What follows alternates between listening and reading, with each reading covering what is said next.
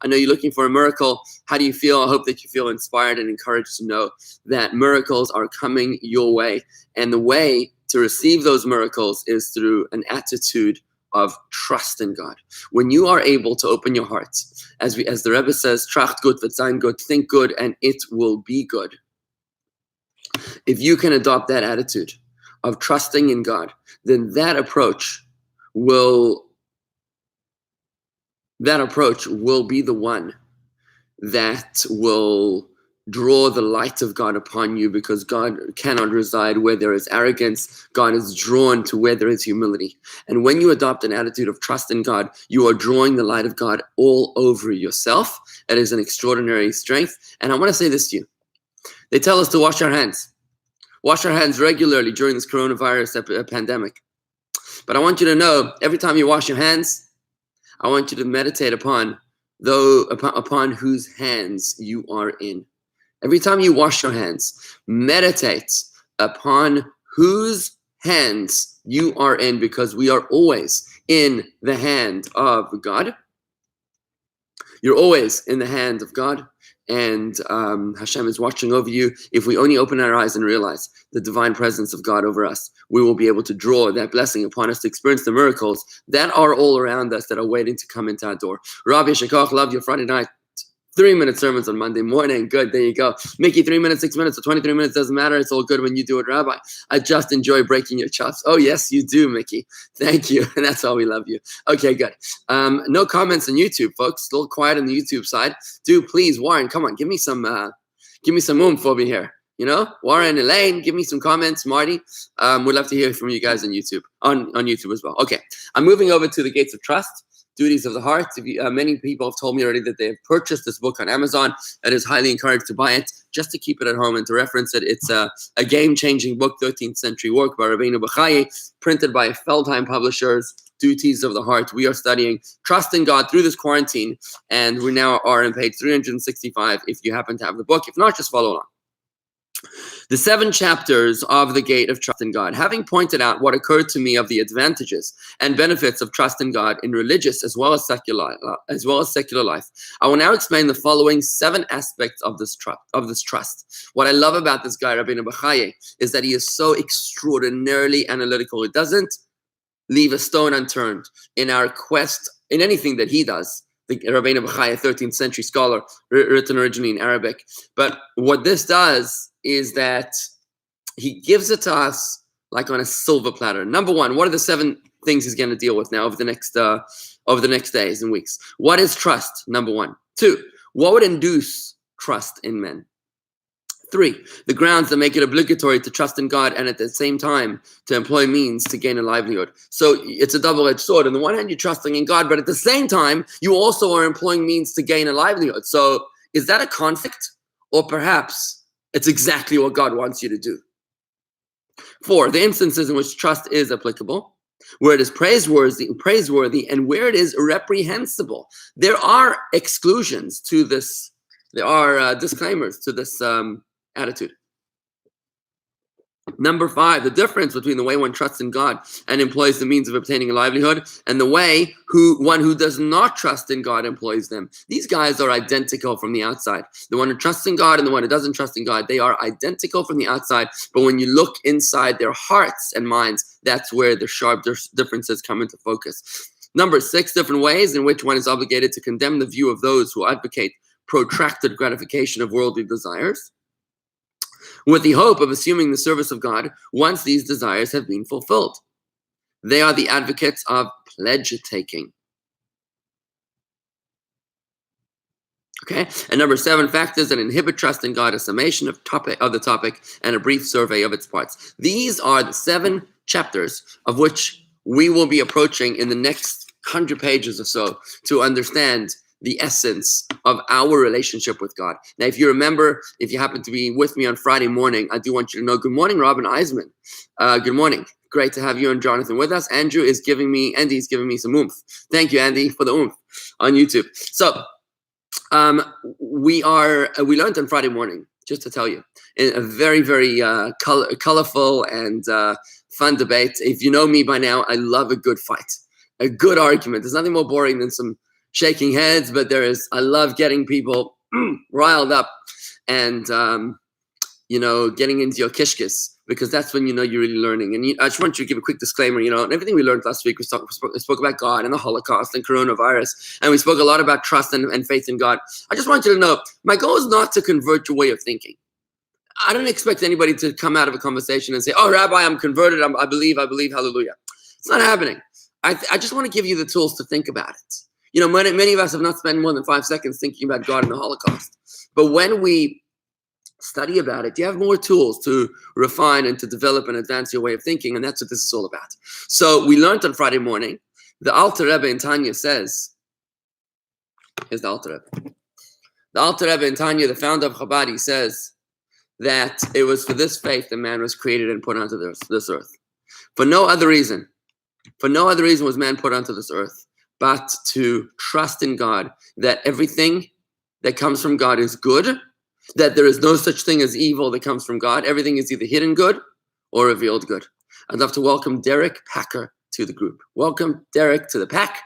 It's great to have you. Derek was one of our teenagers who went with us to New York, to the C-Teen Shabbaton.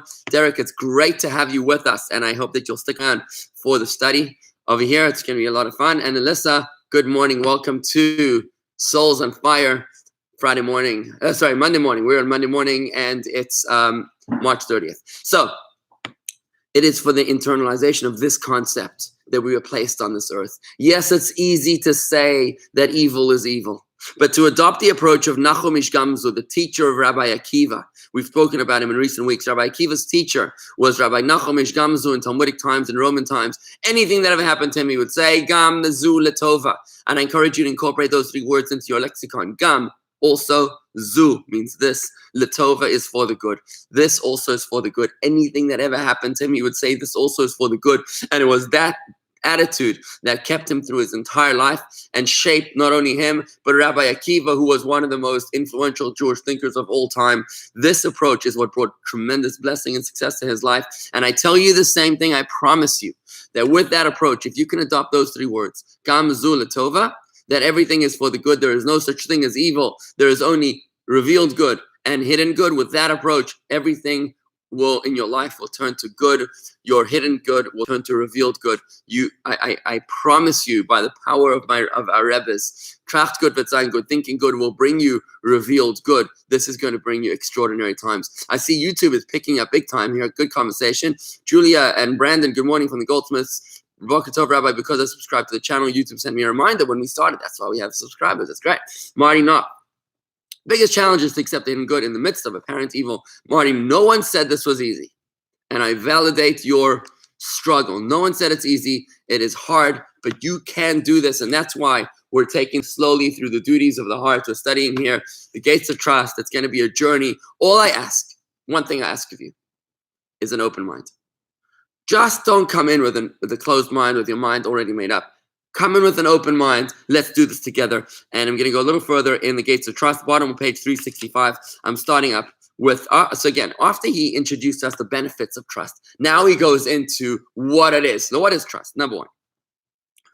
It is the tranquility of the soul of the one who trusts.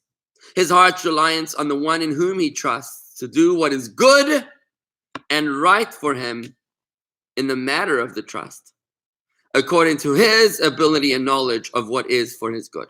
Now, these words, folks, were profound. It's a game changer. What he just said was that trust in God doesn't mean that God will do what God thinks is good for you. It's not what he said.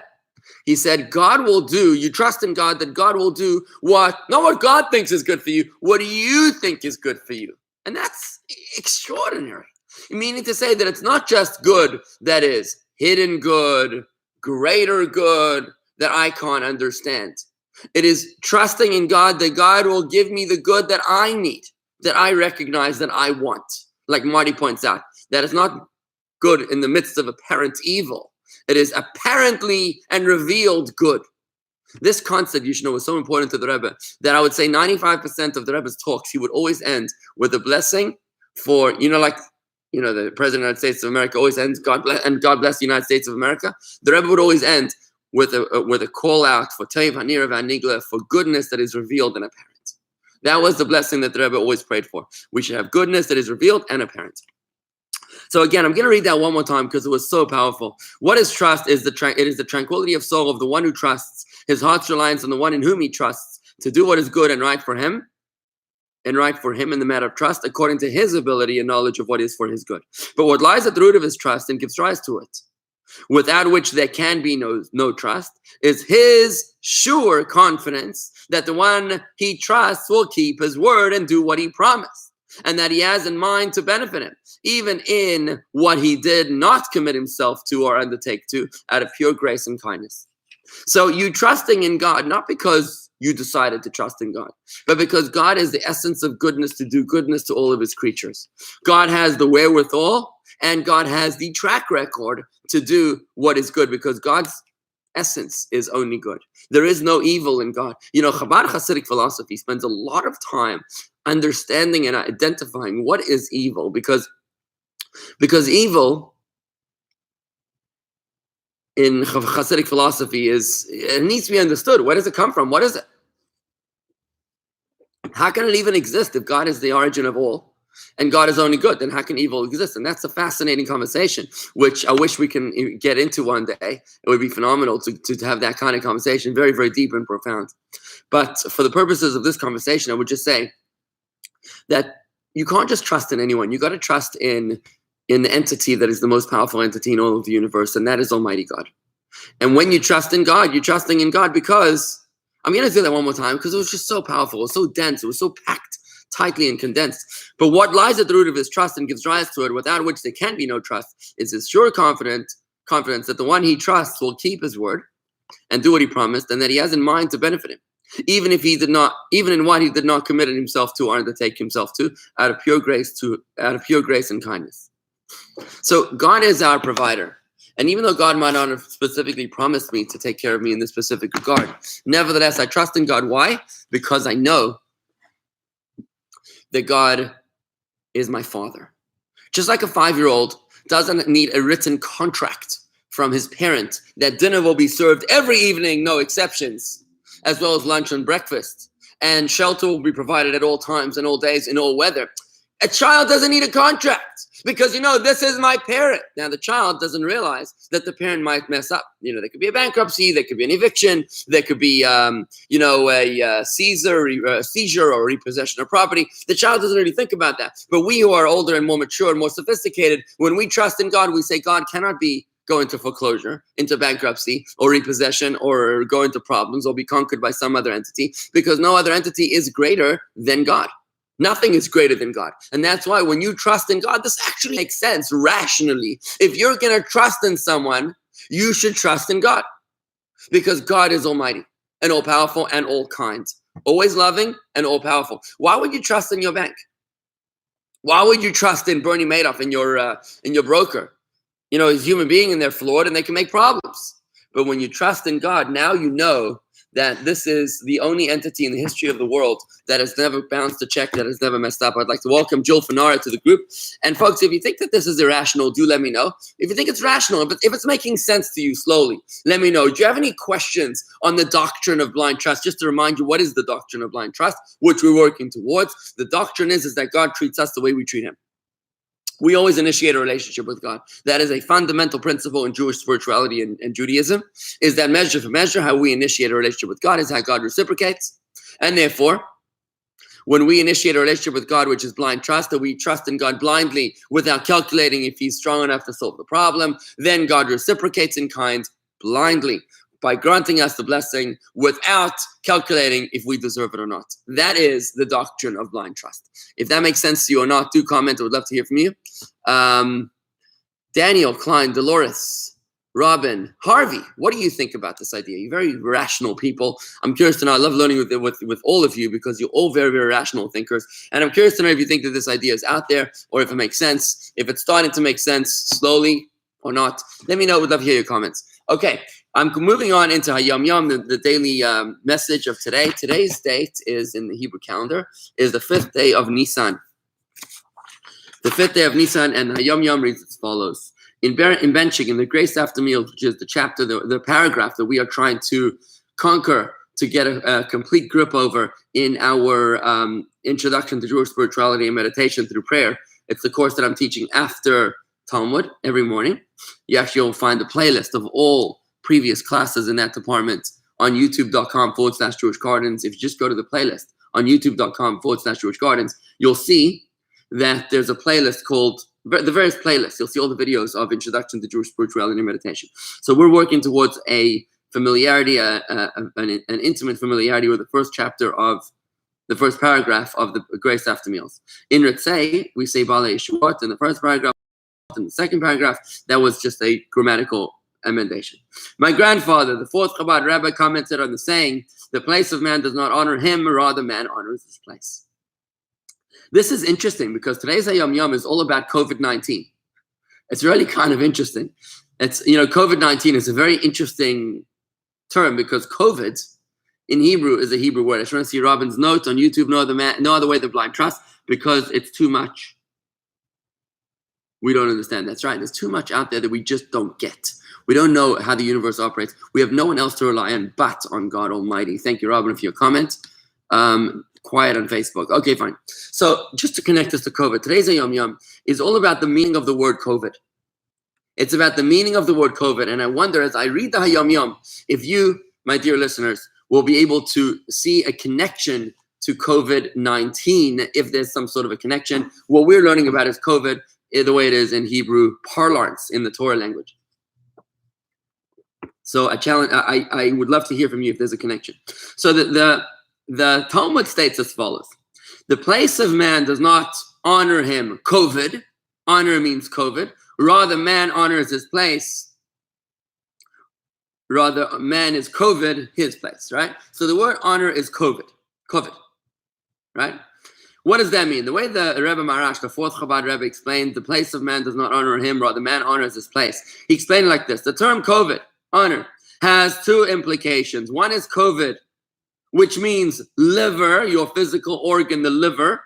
As the Torah states, Pharaoh's heart is kaved. Pharaoh's heart is heavy.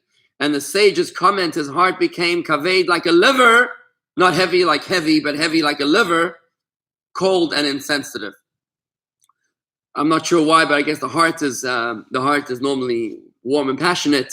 The liver is somehow cold and insensitive. I'm not sure exactly what that means, but it's a spiritual concept. So that's one meaning of the word COVID, which means cold and insensitive like a liver. The other meaning is kavod, honor, signifying the revelation of a supernal, encompassing illumination. So they couldn't be two more opposites, these two interpretations of the word COVID. One COVID means liver, which is cold and insensitive. The other one means honor, which signifies the revelation of a supernal, encompassing illumination. The place of man does not honor him. The way he explained it is like this: place and circumstance do not make man cold and insensitive. Rather, man honors his place. Man has the capacity and the power to illuminate his environment, his place, with the light of Torah and avoda of divine service. When the soul descends into the body, it is administered an oath to be a tzaddik, to be righteous. This is the opening of the words of Tanya, that just before your soul descends into this world, it is made to make an oath that you will be a tzaddik, you will be righteous, and you will not be a sinner.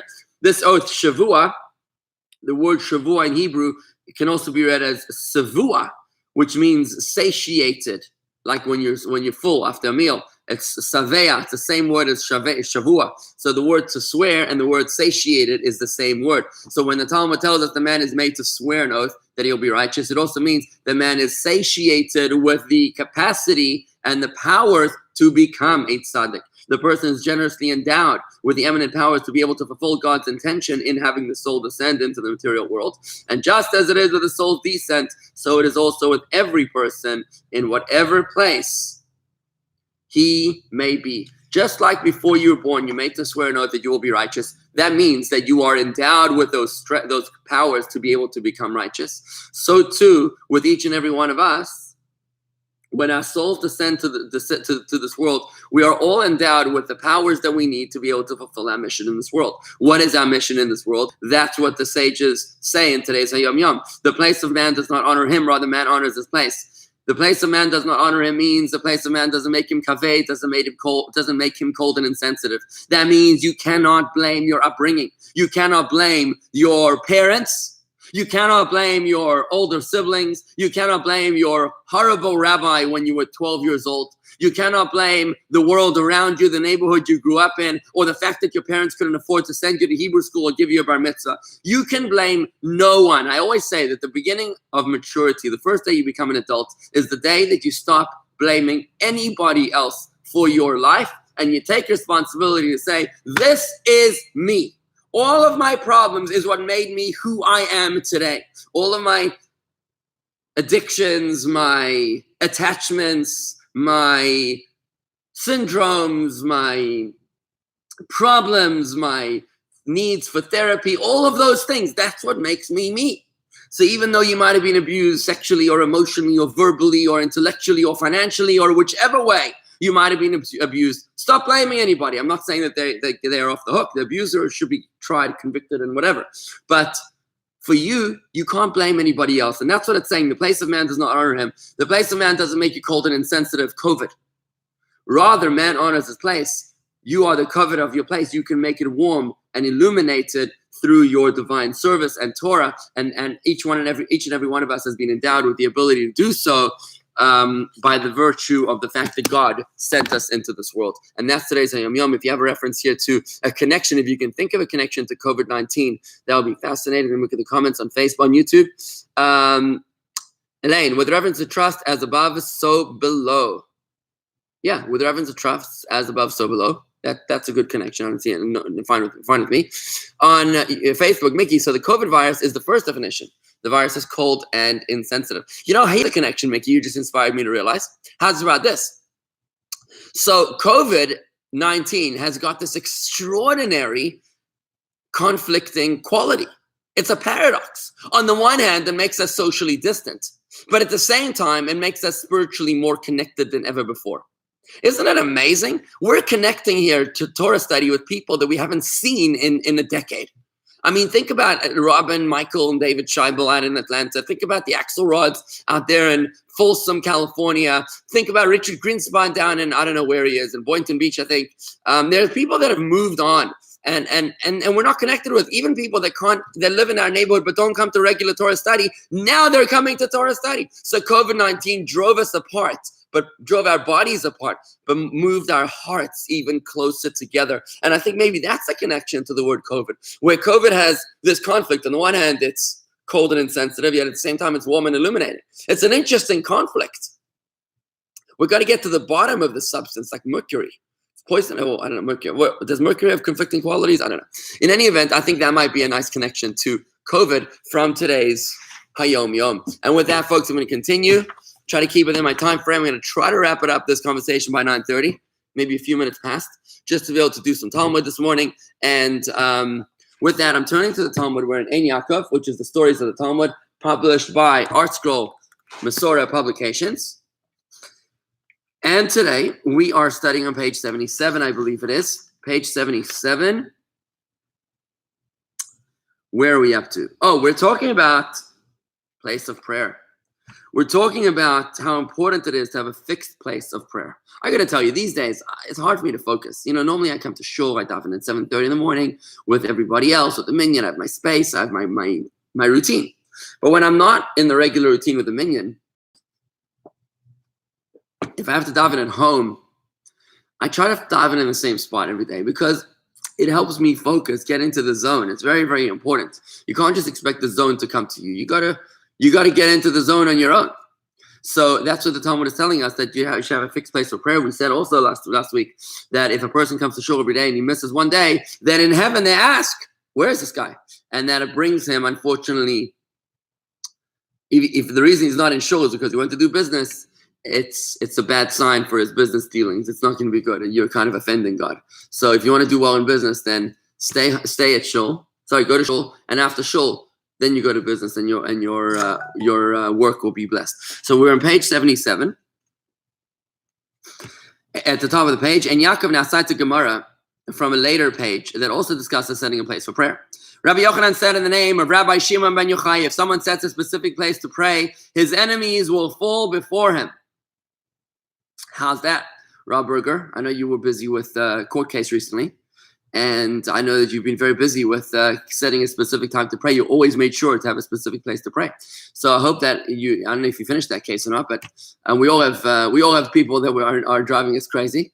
So whatever you consider your enemy, stick to shul, keep to a specific place, right?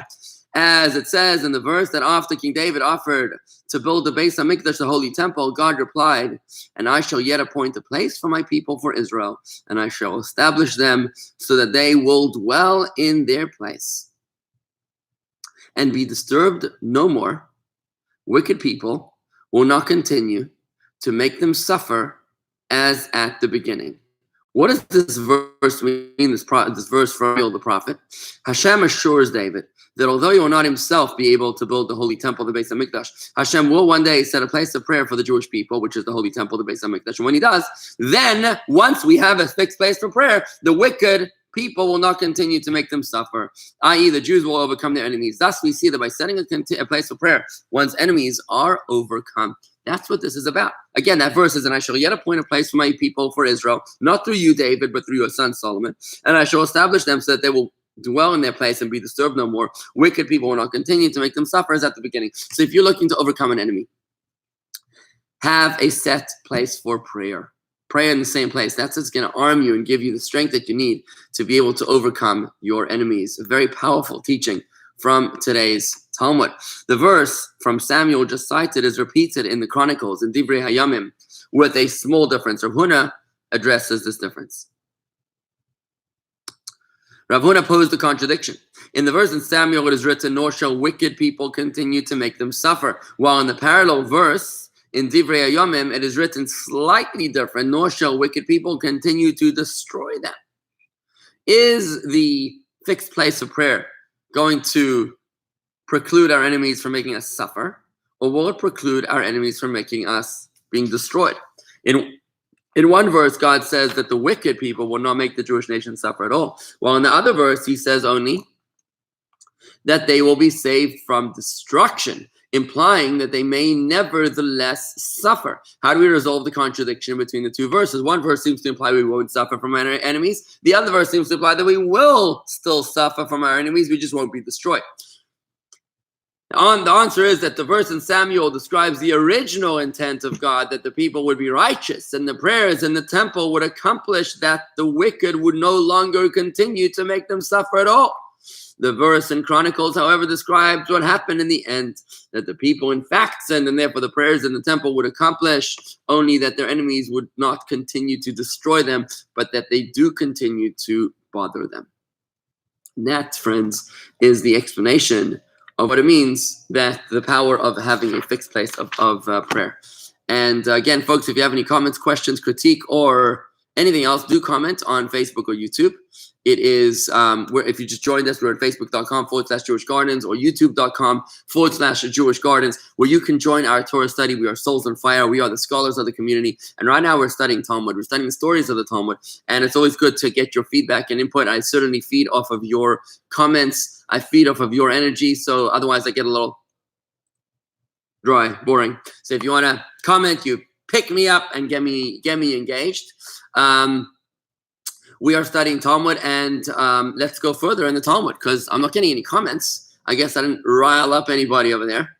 So I'm going to have to be a little bit more controversial to get you guys riled up. Oh, Warren, praying in your own zone helps me connect with God much quicker. It becomes your special place with the comfort of concentration. And yes, Warren, I have to agree. You know, I find that when I dive in a new place, I'm like, the chair doesn't fit right. The guy next to me is annoying. I don't know. There's all sorts of distractions. But when you dive in the same place, you go straight into the zone. And I want to give you a quick illustration of this principle in a different manner, which is the way that I dress. You'll notice that I very, very often wear the same exact clothes. I'll wear a white shirt and black pants, typically. And some people think, I don't know if some people think that that's like I don't know. I don't know what they think about it. What do you think about it? Why do you think that rabbis will often wear the same exact clothes? How do you feel about that? Does that bother you? Is that boring? So the way I see it is a lot like Mark Zuckerberg or Steve Jobs. Steve Jobs and Mark Zuckerberg, they always wear the same things. In fact, no. Mark Zuckerberg recently has had to go to Senate or Congress. He had to testify about something, and he was wearing a suit and tie, and it was quite weird seeing Mark Zuckerberg in a suit and tie. Normally, he just wears jeans and like some sort of a long sleeve t-shirt, I think it is. But Steve Jobs always wore a turtleneck. You remember Steve Jobs in his iconic black turtleneck and black pants or something? And I think it was Jobs who once said, and I admire a lot about Steve Jobs, by the way. I look up to him in many ways. He, even though he had a lot of failings, Steve Jobs would often say that when he gets dressed in the morning, he doesn't want to have to worry about the way he looks or the way he dresses. It takes like a lot of energy and power and RAM memory to know exactly what to wear and what to match or whatever else. When you wear the same exact things, you go straight into the zone. You can focus your mind and your awareness on deeper things. So when we look at other people, we can easily judge them by their clothing. We can easily get trapped or misled by what they're wearing. If there's some slogan on your shirt, then you become a billboard for some company. I never understood why anybody wants to be a billboard for free advertising. In fact, not free advertising, reverse advertising. Normally advertising, you have to pay someone to carry your slogan. When you wear something that says Nike, just do it or whatever, you're paying them to advertise them. I've never understood this concept. It's mind-blowing how they came up with this idea that people will pay money in order to advertise someone else's company. I mean, imagine people would pay Chabad of Palm Beach Gardens money so that we can advertise in their newspaper. It just doesn't make sense. I don't understand this. How did anybody come up with this idea? So some genius of human thinking understood this idea. So Ed is asking me, do I get bored wearing the same thing every day? And the answer is no, Ed. That's exactly my point. My point is, by wearing the same thing every day, my mind is free, untethered, to be able to just go straight into what I need to be thinking about. I mean, in the morning, sometimes if you've got like a massive wardrobe and different things, it sounds trivial, but it actually does take a lot of energy to pick what you want to be wearing and what you want to be looking like today and what kind of image you want to be presenting and who I really am and how I want to present myself. It's kind of takes energy. But when you wear the same thing, what happens is you're forcing others and more importantly yourself to look beyond the surface. You're connecting with people on a deeper level. See, that way, it's a lot like going to daven in the same exact spot every day. When you daven in exactly the same spot, what you're doing is that you're not getting distracted by the setting. The setting is exactly the same. It's to be expected. So now all your mind is left to do is to focus on the meaning of the prayers. I see the comments are coming in. Finally, I've been able to provoke. Andy, good luck convincing women to wear the same outfit every day. No. Good point, Andy. I would never say this to women. I would never say this to women, and you'll notice about women, they never wear the same thing. There's jewelry and there's clothing and shoes. Oh, the shoes, right? My daughters, I think they come out of the womb wanting shoes. My Dvora, her first three words, I think were, one was Tati, that was me, father. Number two was, I forget the second one, but the third word was definitely shoes. That was the third word she knew. This is very important for the Vigler girls to know. Shoes is very important. I think my daughter has more shoes than I do. My 2-year-old has more shoes than I do. So women know, because women are supposed to be beautiful, physically attractive. Did you know that according to Jewish law, women are supposed to be physically attractive, specifically to their husbands, hopefully, right? It is a huge misconception that some people think that women, I don't know, maybe they're not allowed to be beautiful. God forbid. It is a horrible notion that absolutely women are supposed to be beautiful. It's the men that don't need to be beautiful. You just need to be, you want to be attracting your, people to your mind and heart. Even, by the way, women, even women, when they dress, Andy, I do want to point it out, they should not be dressing in a way which is provocative. Beautiful, yes. Provocative, no. Because if it's provocative, then they're drawing attention to their physical body. You don't want to be drawing attention to your physical body, because what about her brain? What about her heart, her ambitions and dreams and aspirations and her personality? That's what a woman wants to be drawing people's attention to, not to her physical body parts, because that would be literally dumbing it down. Let's see if I'm getting myself stuck over here with a foot in my mouth. The old saying that clothes make the man. Rob, you're absolutely right. That is something very beautiful about what you're saying. I'm going to get to you back to Rob in a second. Robin says, indeed, multiples. I'm not sure what you mean, multiples. I don't know what that means. If you look like a schlub, nobody will take it seriously. I'm going to get with that. I agree with you, Rob. If you're supposed to think rich to be rich, then dress for success to be a success. Very good. If you're supposed to think rich to be rich, think good, it will be good, then dress for success to be a success. 100%. No problem. I'm not saying you should wear ripped clothing. I'm not saying you should dress like a schlub. I hope I don't look like a schlub. You should wear, tailored clothing.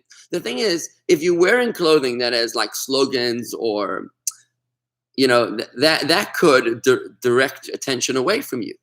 But if you wear clothing that just is respectful and just not sensational, that's the key word here. If it's not sensational, absolutely, by all means, wear a tie, wear a suit, look like $1 million with, by all means. By all means. But the thing is, don't allow the attention to be distracted to the external.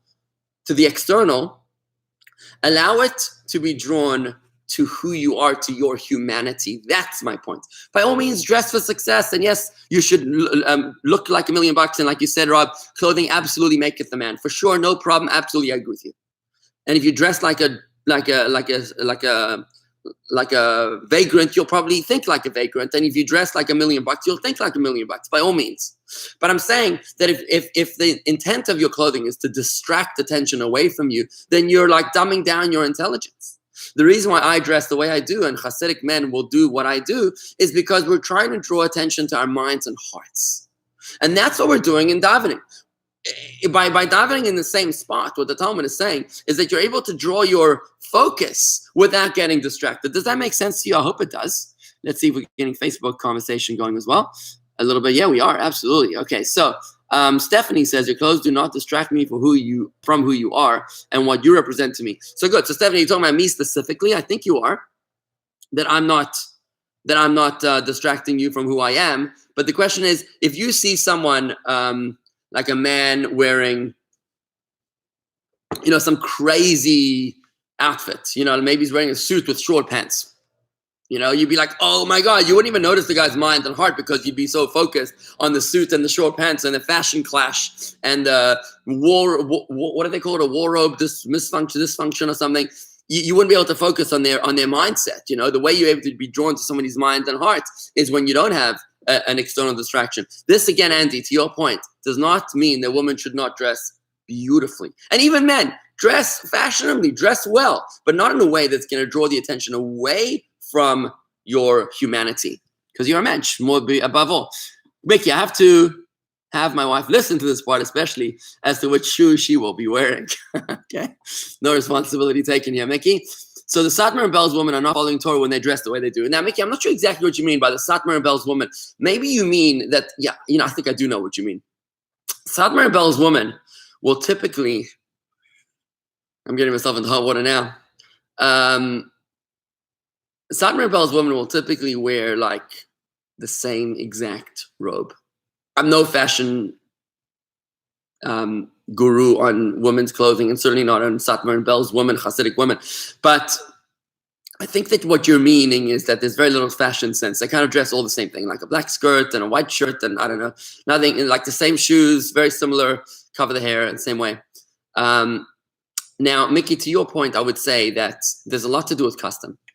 And I'm certainly not going to judge, God forbid, another Jewish community. I can speak about Chabad. I'm going to speak about the open-mindedness of the Chabad movement. I'm going to speak about the Rebbe's approach, and I'll give you a great example of the Rebbe's approach, which would put an answer to your question in perspective. So, that women are supposed to cover their hair. It's a married woman is supposed to cover her hair. Why? Because hair is like the most beautiful part of a person's body. When somebody shaves his hair off, it's OMG. More than anything else. Did you know that if you shave off your eyebrows, you're like a totally different person, because hair is like crazy part of your identification. I think it's the most identifying factor of your entire being is your hair. And therefore a woman is supposed to be intimate only with her husband, therefore she covers her hair.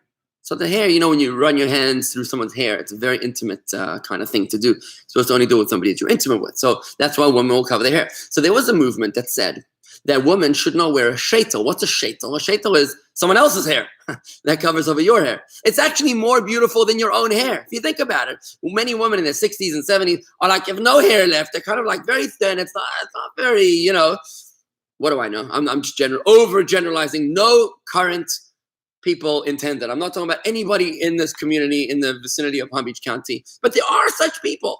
When they get older, their hair doesn't look amazing. So when you wear someone else's hair, like a 20 or 30-year-old's hair in a wig, you look amazing.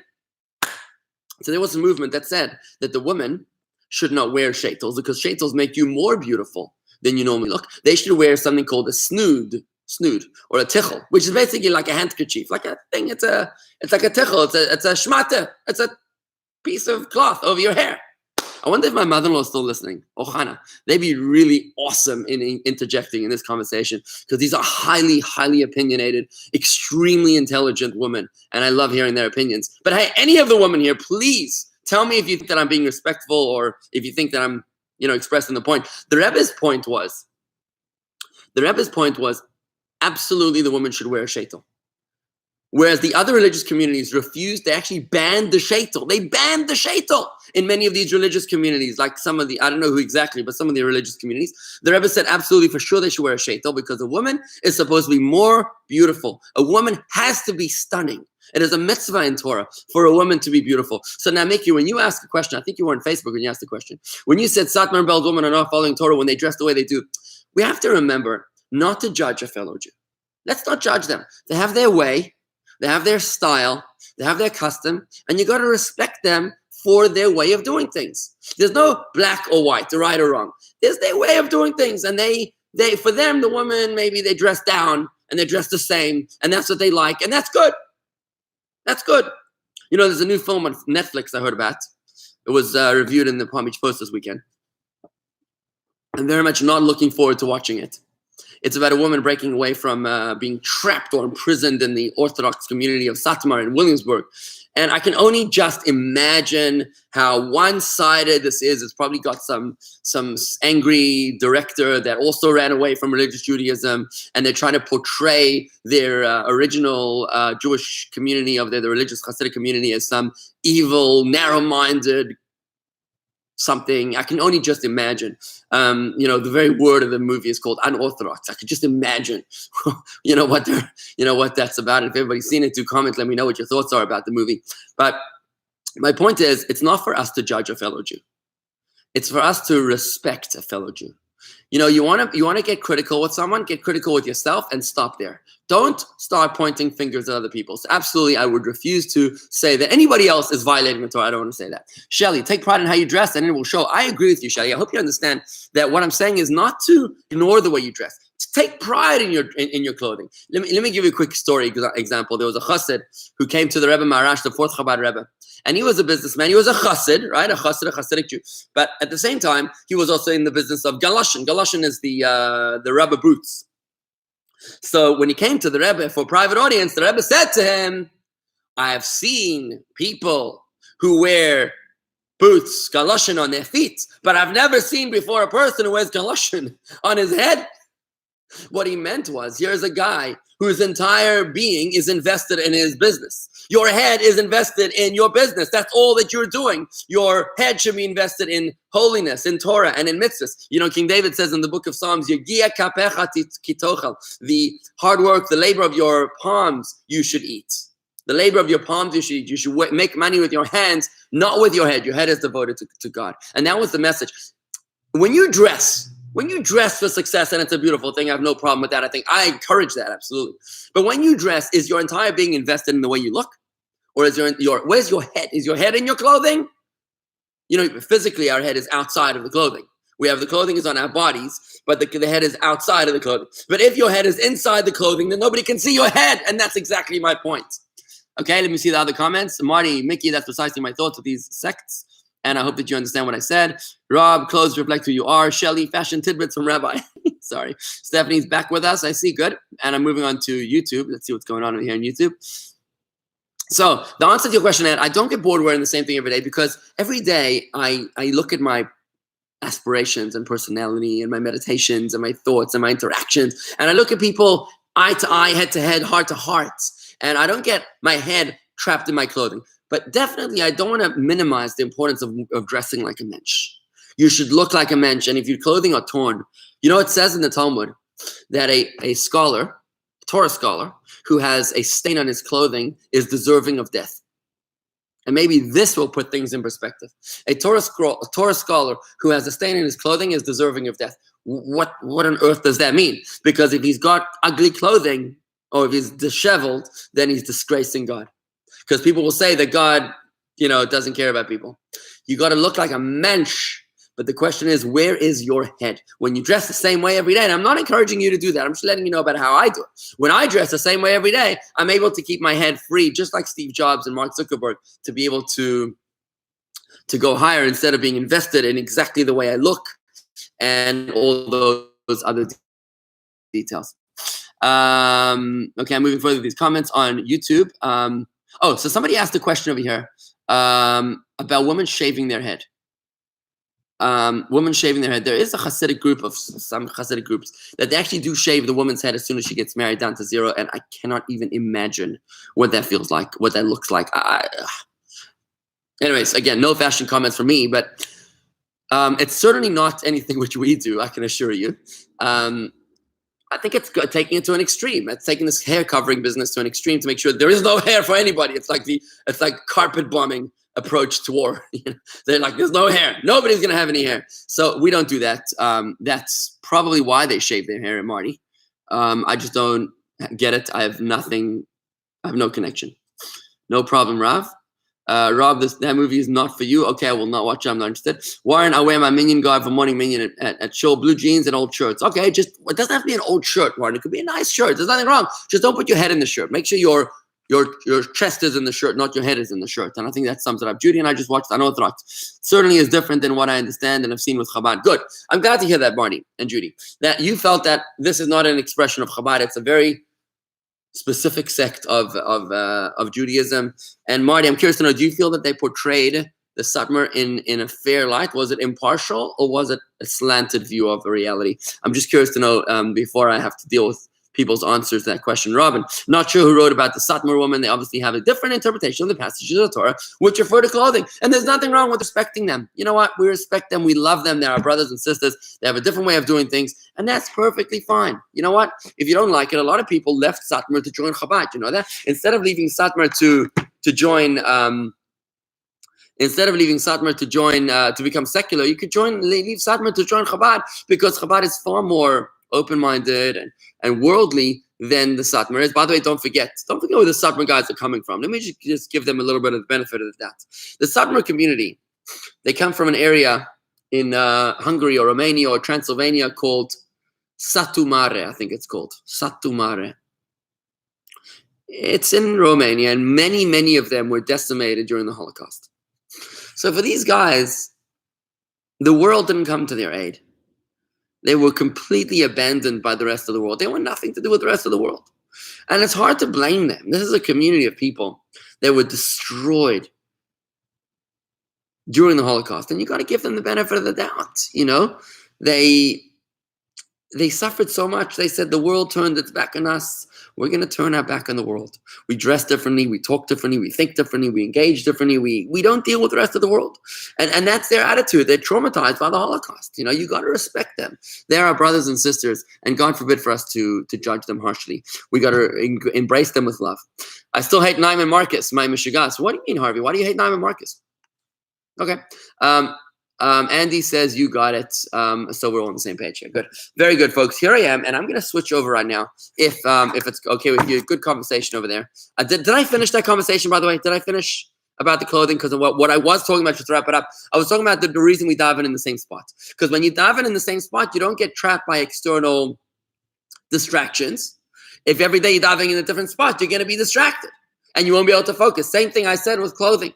You don't want to get distracted about you don't want to get distracted by by the way you look and how others see you and how others perceive you and what do they think that my shirt looks amazing, do they think that my shirt looks horrible.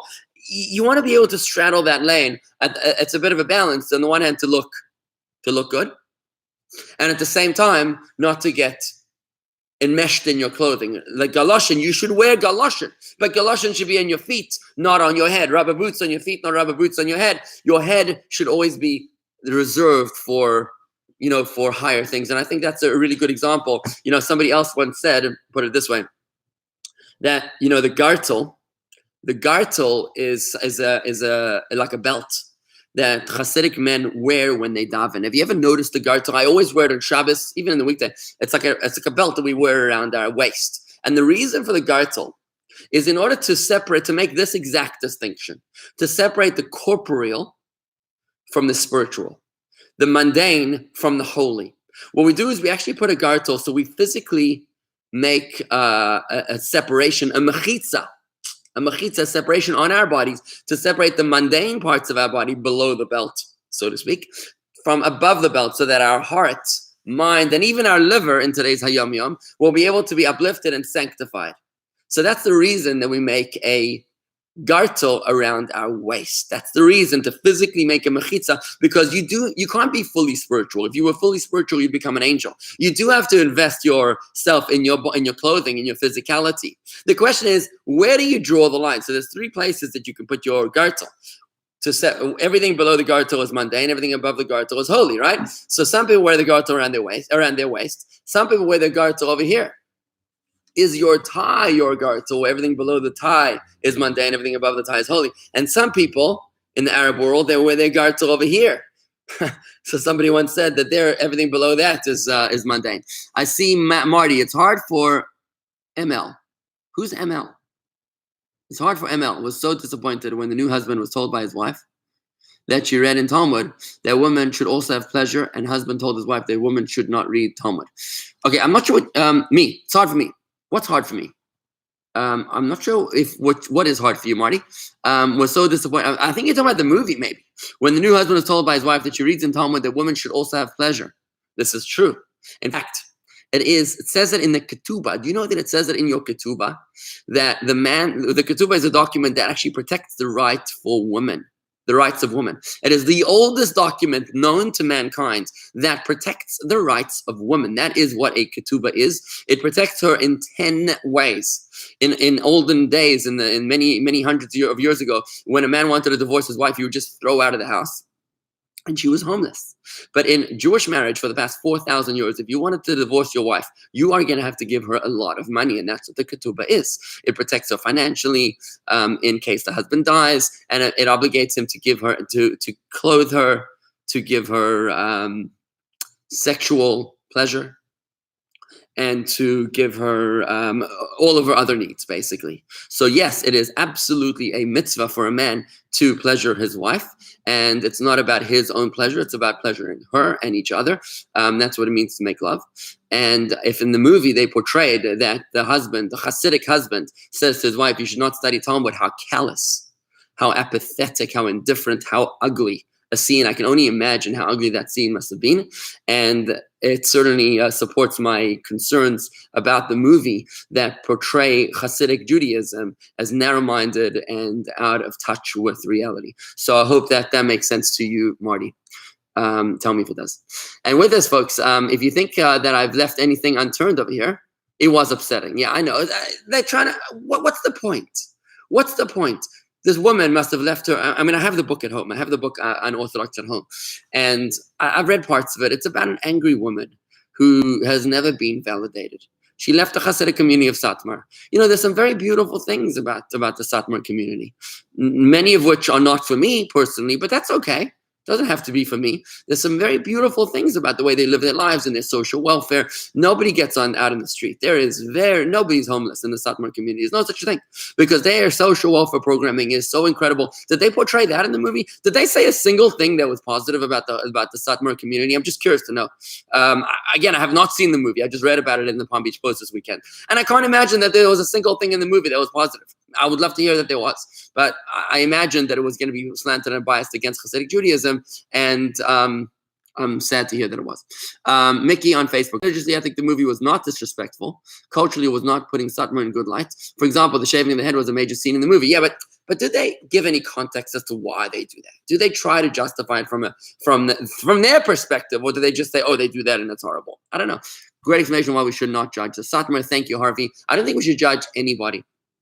We should not judge anybody. I want to say this to you also, friends, that the temple was destroyed for unconditional hatred of our fellow Jews. That's why a temple was destroyed, for sinat chinam. And it says that the temple will be rebuilt, Mashiach will come, when we are able to exhibit unconditional love to each other. Unconditional love means loving each other for no good reason. And more than that, it means loving each other when you have every reason why not to love the other guy, and still you love the other guy. So if you have a good reason to hate someone, just like Joseph and his brothers. Remember Joseph, he had good reason to hate his brothers. They sold him as a slave and they tried to kill him, and he suffered endlessly from their evil intent. So he had every reason in the world to hate them. Instead, what does he do when they come begging for food? He supports them and he loves them and he emotionally supports them in every beautiful way. That's what we need to be doing right now. We are all suffering right now. The world is suffering. Mashiach is about to come. Let's exhibit some unconditional love, some baseless love. And this doesn't just mean to a Jew that you never met in Satmar. I'm talking about the Jew next door. I'm talking about the Jew that sits next to you in shul, that annoys you, that talks too much, that talks too little, that's too loud, the one that loves Trump, the one that hates Trump, wherever you stand, the guy that annoys you. Now is the time to exhibit unconditional love to our fellow human beings, to our fellow Jews, because that's what's going to bring the redemption. I'm glad you liked my explanation. Shelley, that's what I love about Chabad, non-judgmental. It's true, Shelley. It really is. Because we know I have a soul. You've got a soul. We've all got a soul. Just like I would never, judge my finger badly. Because you know what? My finger is me. This is me. So if my finger did something stupid, then it's me that did something stupid. My fellow Jew is me. You have a godly soul. I have a godly soul. Everybody's got a godly soul. So why would I judge you? By judging you, I'm doing amputation. I'm cutting off a piece of me and separating myself. It's as dumb as judging my finger harshly. Like I would never give my finger a beating because it did something wrong, because it's me. So if you did something wrong, then it's me that did something wrong. And we're all one organism. And it's that perception, which is the essence of the Chabad Chassidic philosophy, that each and every single one of us is a piece of God, has a soul, which is one. Okay, back to YouTube. Lots of comments. Maybe it's reality with that. Maybe it has reality with that sect. The movie is not the same as the book. Thank you for telling people to refrain from judging. The movie is an exercise in voyeurism. Oi, seriously? What is it rated? The woman in the movie had a drunk for a father who was disliked by his own family. The woman was taken away from her mother and raised by her grandmother in his life through her lens. Okay, but you know what? Would it hurt you to give a little positive balance? I mean, seriously, Did you see it, Andy? Okay, folks, let's move from a movie review. We don't need to promote a movie like this.